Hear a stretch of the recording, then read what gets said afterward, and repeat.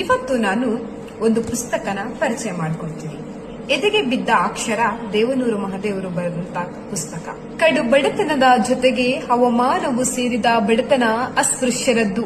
ಸಾಮಾಜಿಕ ಸಾಂಸ್ಕೃತಿಕ ಚಲನೆ ಇರುವವರ ಬಡತನ ರೆಕ್ಕೆ ಪುಕ್ಕ ಇರುವ ಬಡತನವಾದರೆ, ಸಾಮಾಜಿಕ ಸಾಂಸ್ಕೃತಿಕ ಚಲನೆ ಇಲ್ಲದ ದಲಿತರ, ಹಿಂದುಳಿದವರ ಬಡತನವು ರೆಕ್ಕೆ ಪುಕ್ಕ ಕಿತ್ತ ತೆವಳುವ ಬಡತನವಾಗಿದೆ.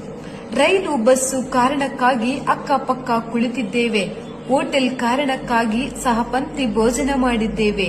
ನೌಕರಿ ಕಾರಣಕ್ಕಾಗಿ ಒಟ್ಟಾಗಿ ಓಡಾಡಿದ್ದೇವೆ. ಅಲ್ಲಿ ಇಲ್ಲಿ ಮದುವೆಗಳು ಆಗಿವೆ. ಇಲ್ಲಿ ಆಗುತ್ತಿರುವ ಬದಲಾವಣೆಗಳು ಹೆಚ್ಚಾಗಿ ಬಹಿರಂಗ ಒತ್ತಡದವು, ಅಂತರಂಗ ಕತ್ತಲಲ್ಲೇ ಇದೆ.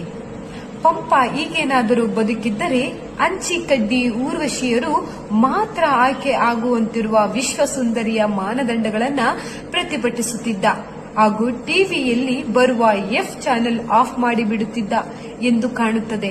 ಈ ಅಭಿರುಚಿಯಲ್ಲಿ ಪಂಪ ದಕ್ಷಿಣ ಧ್ರುವವಾದರೆ ನಮ್ಮ ಲಂಕೇಶ್ ಉತ್ತರ ಧ್ರುವದಲ್ಲಿ ನಿಲ್ಲುತ್ತಾರೆ. ಇಬ್ಬರು ಪರಸ್ಪರ ಸಂಧಿಸಿದರೆ ಛೆ, ಇವನಿಗೆ ಟೇಸ್ಟೇ ಇಲ್ಲ ಅಂತ ಪರಸ್ಪರ ಅಂದುಕೊಂಡಿರಲೂಬಹುದು.